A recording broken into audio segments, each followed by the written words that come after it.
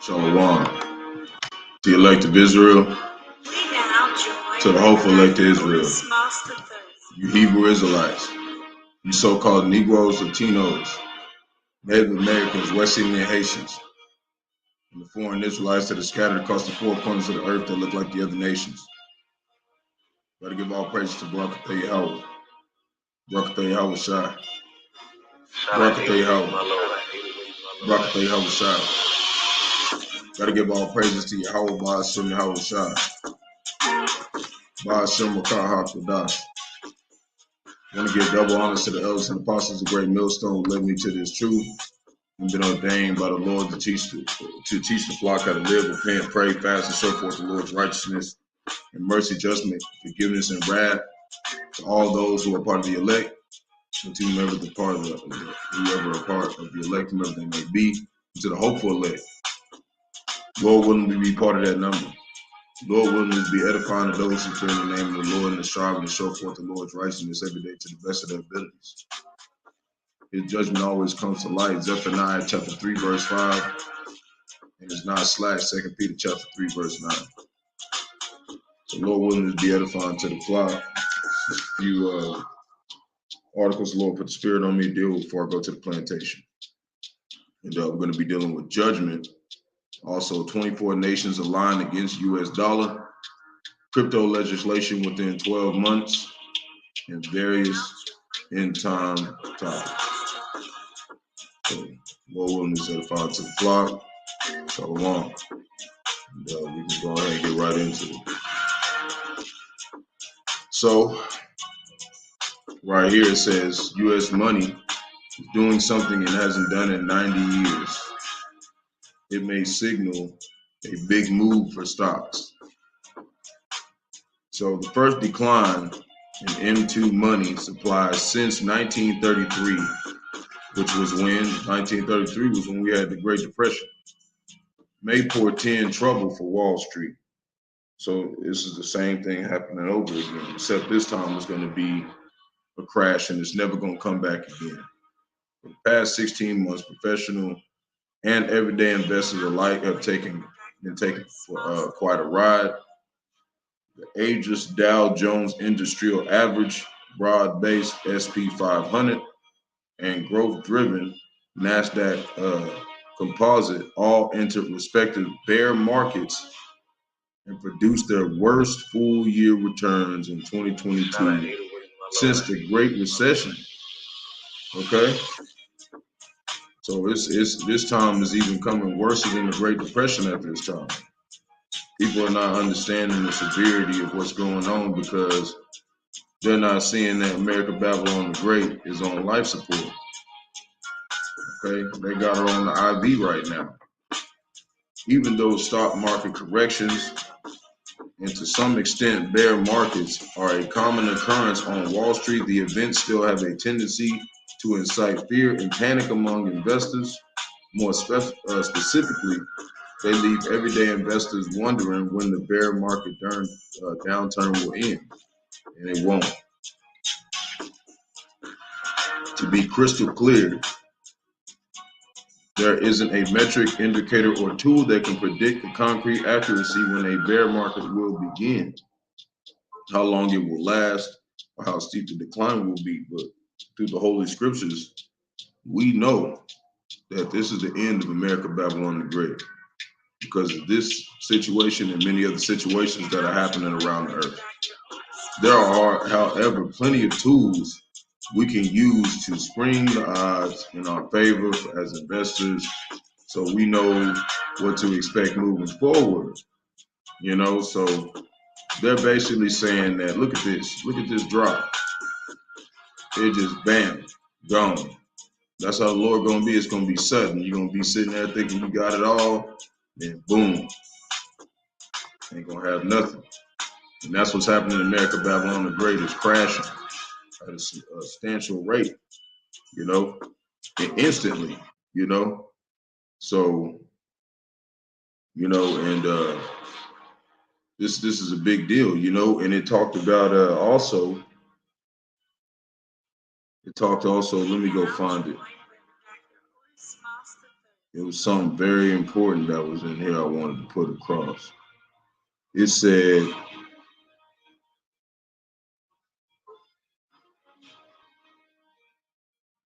I might even be able to just pull it up, but there's not that much money circulating.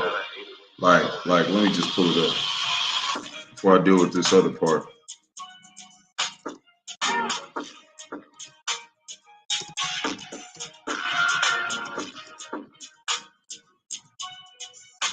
Because this is why it's going to be an inflation. Okay, because as of now,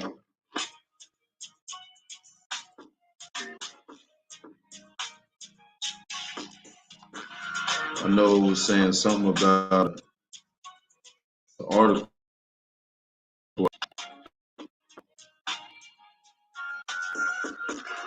Let me find it.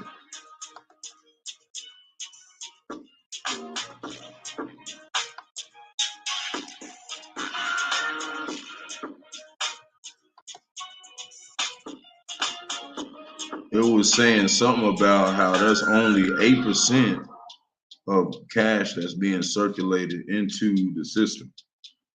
So I want to find it real quick. I had it.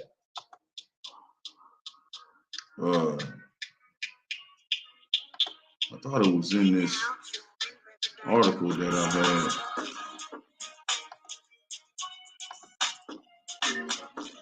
Let me see if I can.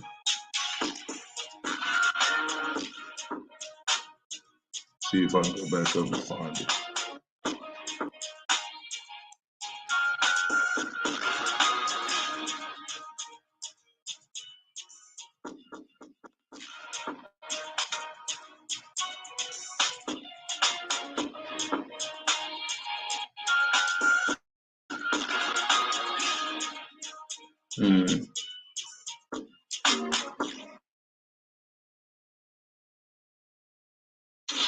Where did I get that article at?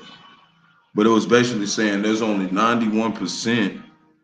Okay, most of the money is digital. So they're almost there. They're almost to that point of having everything digital.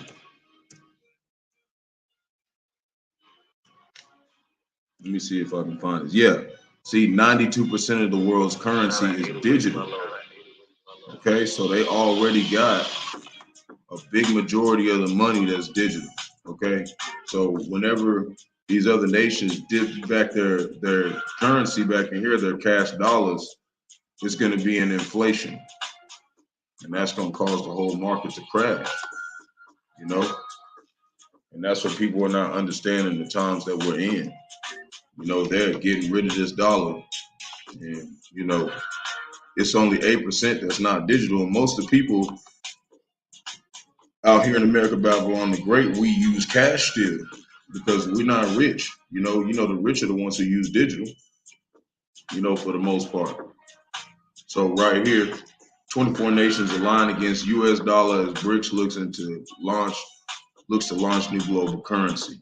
So a total of 24 nations are now looking to build strategic alliance that will challenge the U.S. dollar's decades-long role in the world's reserve currency. You got 5 of the Arab nations that are trying to join as well, you know, and they might be part of that number or it might be more. So a group of 5 economically aligned countries, collectively known as the BRICS, is reportedly on the cusp of the massive expansion. So this is just kind of like an update on how many people are getting down with this, you know. And when we look in, like we've done before, we look in Ezekiel chapter 38, verse 4 through 8, it talks about how all the nations are going to join together to be a guard under Russia. And that's what's coming up. But we're going to pull in some other precepts that kind of deals with this issue. So we're going to do, you know, just kind of the things that are going to come to pass, because the Lord is making all these heathens choose sides right now. And what's going to come up next is the destruction of this place. And our people still don't understand that. We got 2/3 of our people still don't understand that. You got some people just waking up to the truth. that, and it says the repetition is the father's skill. So we are to continually go into these things. So Jeremiah chapter 51, verse 9, and it reads, we would have healed Babylon, but she is not healed. Forsake her. Let us go everyone into his own country. And just like the elder apostle, Ramla was talking about how they're going into their own country because, it's easier for them to make money there. And the cost of living is too expensive here. It says, for her judgment has reached under heaven and is lifted up to the skies for all the atrocities that have been done here. So Isaiah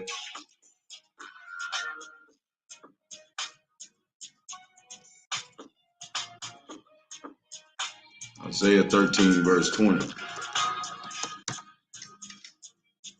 And it reads, it shall never be inhabited, neither shall it be dwelt from generation to generation. See, ain't going to be nobody coming here after the destruction. Neither shall the Arabian pitch tent there, neither shall the shepherds make their fold there. So we know that this place is going to be destroyed, and these are prophecies that were told by the apostles and the prophets of the Lord, So Jeremiah chapter 7, verse 30. And even at that time, the elders and apostles, they explained to you, in that time, they still had people that weren't the 12 disciples, and they had like younglings, and they will go out and prophesy as well, and that's what's happening at this time. Same thing. Jeremiah chapter 7, verse 30, and it reads, for the children of Judah have done evil in my sight, saith the Lord, talking about 2/3 of our people. They have set their abominations in the house which is called by my name to pollute it. And that's what 2/3 of our people have done. And that's why this place has to be destroyed, because he's not necessarily really coming after the other nations. Because if we would have all came back to Yahawashi, he would have, he would have forgiven us but since 2/3 of our people aren't coming back, he's going to destroy this place. He said the other nations are nothing to him. He's only worried about Israel and their transgressions, because the other nations weren't given law, statutes, and commandments to follow. So they were meant to go off, okay, and not feel bad about it. And that's why they like that. So this is Joel chapter 2, verse 1. And it reads, blow ye the trumpet in Zion, and sound an alarm in my holy mountain. Let all the inhabitants of the land tremble, for the day of the Lord cometh. For it is nigh, Slaki. I want to say that wrong. For it is nigh at hand. Verse 2, a day of darkness and gloominess, a day of clouds and of thick darkness, as the morning spread upon the mountains, a great people and a strong, there have not been ever the like, neither shall there be any more after it, even to the years of many generations. A fire devoureth before them, and behind them a flame burneth. The land is as the garden of Eden before them, and behind them as a desolate wilderness, yea, and nothing shall escape them. And basically the Garden of Eden was, over there in the east, starting with the land of Israel. And we were cast out of there, but he's going to destroy it because there's heathens over there. He's going to make them build it back. Verse 4, the appearance of them is an appearance of horses, and of horsemen, so shall they run. So where's the talk about horsemen in the scriptures? Before we go on to this passage, we're going to go to Revelations chapter 9, verse 16. And it reads, and the number of let me do 15, start at 15. It says, and the 4 angels were loose, would have the 4 sword judgments that the Lord is going to destroy with the earth, is going to destroy the earth with, not the whole earth, but, the people of the earth, which are prepared for an hour and a day and a month and a year to slay the 3rd part of men. And the number of the army of the horsemen were 200,000, and I heard the number of them. What they do? And thus I saw the horses in the vision, and them that sat on them having breastplates of fire and of jacinth and brimstone. That's an intercontinental ballistic missile. And the heads of the horses were as the heads of lions. Because when a warhead hits, it spreads out to many other little bombs. And out of their mouths issue fire, smoke, and brimstone. So that's how we know this is what it's talking about when it talks about those horsemen. So now we're going to go back to Joel chapter 2, verse 5. And it reads, like the noise of the chariots on the tops of the mountains shall they leap. Because they're going to come out of their silos, wherever they at. Like the noise of a flame of fire that devoureth the stubble. And stubble's like, you know, when you burn, it's like the leftovers from a fire being burned, like wood. As a strong people set in battle array. Before their face, the people shall be much pain. All faces shall gather blackness. It's going to be death and brimstone over here. It's going to burn. They shall run like mighty men. They shall climb like the wall. They shall climb the wall like men of war. And it's talking about these nukes. It's going to enter in everything. And they shall march everyone on his ways, and they shall not break their ranks, which means they got GPS systems. They're not going to miss. They're going to hit where they're supposed to go because it's a destruction coming from the Almighty. Verse 8, neither shall one thrust another. See, they shall walk everyone in his path. And when they fall upon the sword, they shall not be wounded, which means they're not going to fall. They're going to hit where they're designed to hit. They shall run to and fro in the city, and they shall run upon the wall, and they shall climb up upon the houses, and they shall enter in the windows like a thief.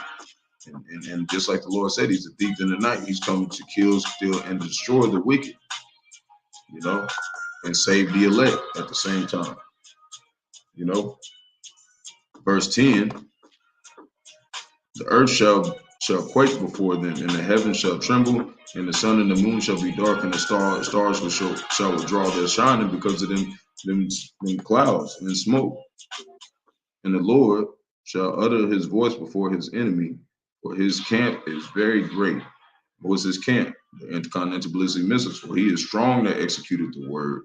For the day of the Lord is great and very terrible. Who can abide it? And who can do that? Whoever the Lord puts the spirit on to, which is the elect of Israel. Well, when we part of that number, verse 12. Therefore also now, saith the Lord, turn ye even to me with all your heart, and with fasting, and with weeping, and with mourning. And rend your heart and not your garments, and turn unto the Lord, for he is gracious and merciful, slow to anger, and of great kindness, and repenteth him of the evil. So we're supposed to be turning back to the Lord right now, you know, and staying out of the way of this destruction coming by staying occupied and prophecy. And there's other things as well, but this is a very big part of it, you know. He said the Lord is a strong tower. The ones who run into it is safe. And he says to watch, you know, so we can know that his coming is closer. You know, so he said, blessed is the man when he come through and see that he's watching. So this is Ecclesiasticus chapter 39, verse 1. But he that giveth his mind to the law of the Most High and is occupied in the meditation thereof will seek out the wisdom of all the ancient and be occupied in prophecies. See, we're occupied in prophecies. He will keep the sayings of the renowned men there, and where subtle parables are, and where subtle parables are, we will be there also. And these parables, we're around all the time, and we're occupied in is what we got from the elders and apostles of Great Millstone. You even listen, if you ever go and hear about those other camps, all the lessons that they teach that are correct, because a lot of the lessons they teach are wrong. All the ones that are correct, they learn from Great Millstone. So this is verse 3, and it reads, he will seek out the secrets of grave sentences and be conversant in dark parables, which are proverbs. You know, these are dark parables that, you know, we didn't know about. And how are we supposed to learn them? That's how we're supposed to learn them. Deuteronomy chapter 32, verse 7. And it reads, remember the days of old, consider many years of many generations. Ask thy father, and he will show thee, thy elders, and they will tell thee. And that's what they've been doing this whole time. They've been telling us. Starting with Abba Bivens, you know, who we believe is, you know, John the Baptist, who came back again, just like he told John he would, to teach the elect of Israel how to get out of here. We hope to be part of that number. So now we're going to go over here to doctors and nurses are dying by suicide as America's healthcare workers call for change.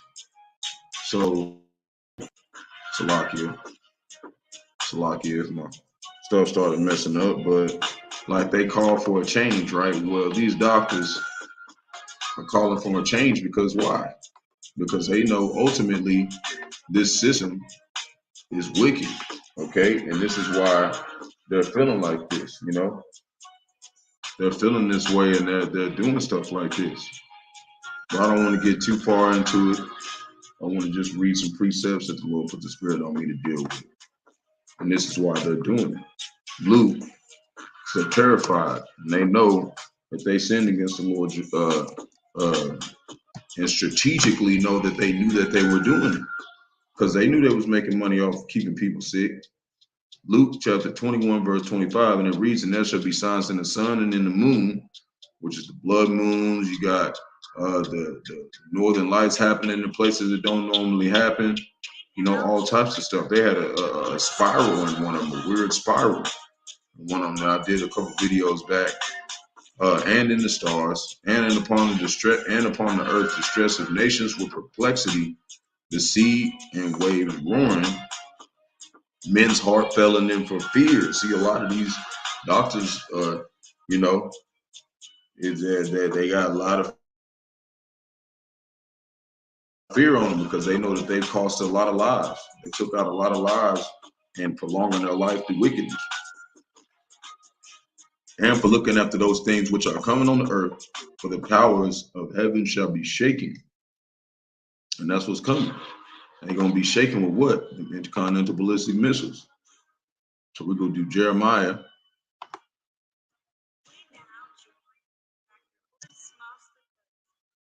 chapter 51, verse 47. And it reads, therefore, behold, the days come that I will do judgment upon the graven images of Babylon, all the stuff they worship, and her whole land, not just part of it, the whole land shall be confounded, and all her slain shall fall in the midst of her. And I want to go look up that word confounded just to kind of give a better understanding, because that's what these doctors are doing. They're coming and their shame is being exposed. They feel ashamed for what they did. And they never done that before. They never felt ashamed for what they did. You don't commit suicide unless you feel ashamed of something. Okay, it's got to be a great ashamedness, you know. So this is what it means to be confounded. Strong's H 954. Boosh. Boosh. Boosh. So you say that, and it says to be put to shame, be ashamed, be disconcerted, be disappointed. You feel shame, to be ashamed, disconcerted, disappointed by reason of, you know, to act shamefully, to be ashamed. That's a shameful act, to put yourself to death. You know, if they doctors and supposed to be taking care of people, why are they putting themselves to death? Because they ashamed, because they've been killing people. They've not been helping us. You see what I'm saying? They're not helping, and they know they're not. That's why they putting themselves to death after all this time. So Jeremiah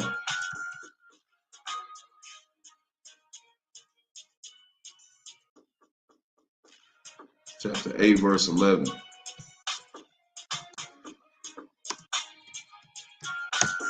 Because they go to their doctors and say, hey, we need to help this person. They be like, nope, you gotta let just do this to them and sedate them. They know what they're doing. They know all the medicines that they use. They ain't stupid. Jeremiah chapter 8, verse 11, and it reads, for they have healed the hurt of the daughter of my people slightly, saying, peace, peace. And there is no peace. You go in the hospitals and they be, yeah, we all good. Everything's fine. We're going to protect you. No, they ain't. You know, but this is just ultimately saying, period. You know, all these wicked people are saying that. But this can refer to the doctors. Verse 12, and it reads, for they were ashamed when they had committed abomination. Nay, they wasn't. They were making money. They were not at all ashamed. Neither could they blush, You know how Esau Edom said, blood shall so forth from his face. Therefore shall they fall among them that fall. In the time of their visitation, they shall be cast down, saith the Lord. They're not gonna make it, man. Verse 13. I will surely come to them, saith the Lord. There shall be no grapes on the vine, nor figs on the fig tree, and the leaf shall fade, and the things that I have given them shall pass away from them. And that's what's coming. Why? Job chapter 13, verse 4. But ye are forgers of lies, ye are all physicians of no value. And these men, these people, they don't got no value. They don't. Period. So now we're gonna go over here. President will sign crypto legislation within 12 months. And man, I wish I had some more time. I still got some other articles I gotta pull up. I might have to go into a part 2 as soon as I get out the plantation. So the president will sign crypto legislation within 12 months. Okay, so this is mainly just talking about there's a lot of people who are knowing that the dollar's failing and they're going to try to use crypto to be able to still purchase freely and do other things. But now they're signing legislation, you see? So it all roads lead to the Quran. There ain't no way out of this. The Lord's going to make sure that everyone is tested. So that's why we got to make sure that we are occupied in what Bahasham Yahawashi is doing on this earth. So I'm gonna do James chapter 5, verse 1 and 3. You know, and I don't really read too much into the article because you can get the point kind of when you look at it that they're finna sign this legislation. But it also says that they plan, because I read a little bit into it. It says they plan to do it. It says within the next 12 months, and the president's gonna sign the executive order, and they're gonna be focused on improving it, you know, within the next 8 months. Let me see if I can find it. Yeah. No, the act will be presented before the Senate within the next 6 to 8 weeks. Okay, so in the next 6 to 8 weeks, they plan to present it to the Senate and get it going. Okay, so that's going to be some other precepts that we tie into it as well. So this is James chapter 5, verse 1, and it reads, "Go to now, ye rich men, weep and howl for your miseries that shall come upon you." Why? Because they ain't going to be able to trade freely no more. They're feeling that feeling of, oh man, we're going to be slaves. Okay, but us down here, Jake, we already been slaves, so you know we're the ones that's just like, yeah, welcome to the bottom of the dust. Sit down at the dust, oh virgin daughter of Babylon. You ain't never went through no trouble. Verse 2, your riches are corrupted and your garments are moth-eaten. Verse 3, your gold and silver is cankered, and the rest of them shall be a witness against you, and shall eat your flesh as it were fire. Ye have heaped treasures together for the last days. That's what they did, you know, and these treasures are stored up for the righteous, you know, and that puts the spirit on me. I want to go ahead and put that in.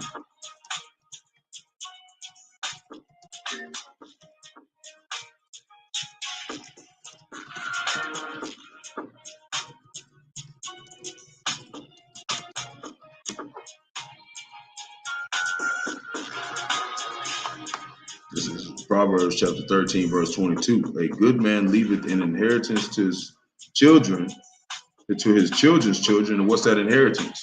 It's truth, you know, because we are our forefathers, you know. We basically stored in that time, whoever we were, we stored in faith in Bahasham Yahawashi. And that gave us the you know, the grace to be able to come back into this inheritance. And the wealth of the sinner is laid up for the just. See, they think everything's for them. The Lord just got them collecting it for us. James chapter 4, verse 15. And it reads, "For that ye ought to say, if the Lord will, we shall live and do this or that. But now ye rejoice in your boastings. All such rejoicing is evil. And that's why we don't go around and be like, oh, we get this and that, and we're gonna be good. We don't do that. We don't do that.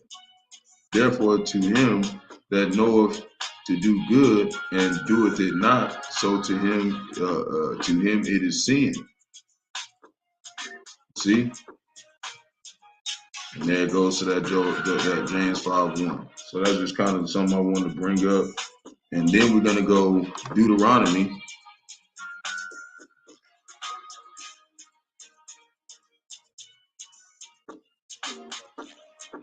chapter 28, verse 66. And it reads, and thy life shall hang in the doubt before thee, and thou shalt fear day and night, and thou shalt have none assurance of thy life. And that's why we always say, Lord willing. Lord willing, we make it through the day. Lord willing, we can serve the Lord another day. We don't go around and say, oh, well, I'm going to be good. I'm going to move over here and live good for this amount of time and do this. That's why we don't do that, because we don't know what's going to happen. All we do is pray, Bahasham, Yahawashi, we make it through the day. You know, because some of us, we really got some stuff going on where our life hangs in the balance, you know? So Psalms 24, verse 3, and all of our lives do. You know, you can go out and something happen to you.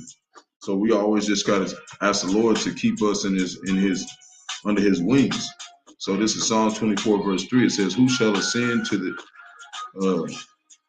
who shall ascend into the hill of the Lord, Yahawashi, or who shall stand in his holy place?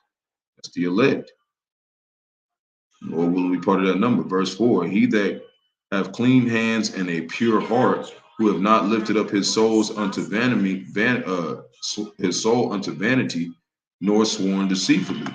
And how do you swear deceitfully? By swearing to other false gods, swearing to other doctrines. You know, so we got to stick with this. You know, so this is Daniel chapter 7, verse 25. And it reads, and he shall speak great words against the Most High, talking about the wicked, so-called white man, and shall wear out the saints of the Most High, and to think to change the times and the laws, just like they're doing right now, trying to make it where you can't be able to do anything without their control. And they shall be given into his hand until a time and times and dividing of time. And that time's just about up, because we're still under the curses. We're still under captivity by the so-called white man, but that time is almost up. And in the meantime, we're supposed to be staying occupied in prophecy, period. You know, that's what we're supposed to be doing. So this is the one more precept, and then I gotta go to the plantation. I ran out of time, but I do got some other videos that I'm gonna bring up into a part 2. But this is just something I want to pull up.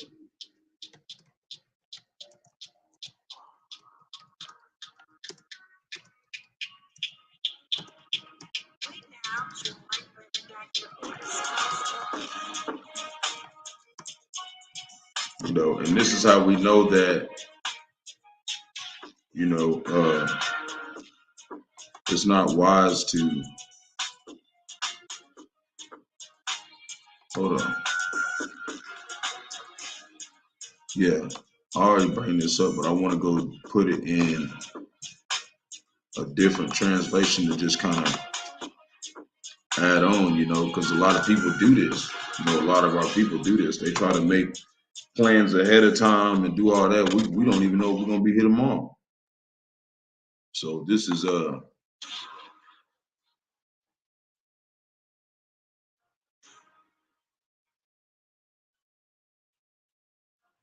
yeah, I was supposed to do, yeah, okay. Verse 14 is where I really wanted to get to. It says, James chapter 4, verse 14, and it reads, whereas ye know what shall be on the morrow, for what is your life? It is even a vapor that appeareth for a little time and vanisheth away. What ye ought to say, if the Lord will, we shall live and do this or that. So when you go and look into the NLT, kind of breaks it down a little bit for, you know, just a, where is it at? Yeah, okay, so it's verse 13. I was meaning to go back a little bit so I can still stay in the King James Version. That was the scripture I was looking for. So this is 13. It says, go to now, ye that say today or tomorrow, we shall go into such a city and continue there a year and buy and sell and get gain. And that's what a lot of people are doing, especially when they have problems. They try to make a plan and say, well, we're going to go do this and we're going to live this way. We're going to do here. We're going to make money. We're going to be all right. But one of our plans ever came to pass without Yahawashi. They always went off. And that's why we got to always think day to day, you know, and to worry about today and what we can do to exalt the name of Yahawashi for the flock. That's all that matters, you know, because ultimately that is what's going to bring us salvation. It also talks about the ones that hear you and believe, it bring them salvation too. And that's what we hope. We hope everybody around us is saved as well. So I got to get to the plantation. I'm running out of time. But I do have some other articles I'm going to bring up when I get off work that's dealing with specific things. One of them is going to be talking about, you know, the call of return of the face masks for COVID. Someone's talking about the Ukraine war, some judgment. Also, there was a bunch of sheep, okay, that were walking down the street in the middle of the highway, like 2,500 of them, and some wicked woman that, you know, did a lot of ferocious acts. So those are the last things that I'm going to talk about when I get back. So it's lucky I didn't get to finish that, but you know, I have to ride my bike. You know, it takes like 15 minutes to get over there, so 20 minutes. So Shalom to elect of Israel, to the hopeful elect of Israel, you Hebrew Israelites. So-called Negroes, Salakia, Latinos, Native American, West Indian Haitians, and the foreign Israelites that are scattered across the four corners of the earth. Gotta give all praises to Barak, Yahawah, Barak, Yahawashi, Barak, Yahawah, Barak, Yahawashi. Gotta give all praises to Yahawah, Bahasham, Yahawashi, Bahasham, Qadash. Want to give double honors to the elders and apostles of Great Millstone. Led me to this truth, been ordained by the Lord. Teach the flock how to live, repent, pray, fast, and so forth. The Lord's righteousness and mercy, judgment, forgiveness, and wrath to all those who are part of the elect, whomever they may be, and to the hopeful elect. The Lord willing, will be part of that number. Lord willing is the edifying of those who fear in the name of the Lord and striving to show forth the Lord's righteousness every day to the best of their abilities. The judgment always comes to light. Zephaniah chapter 3, verse 5, and it's not slack. 2 Peter chapter 3, verse 9. So Lord willing, I'll be able to get back off work and come and finish this lesson. Exalt the name of Yahawashi. So the water for tuning in. Ball. So long.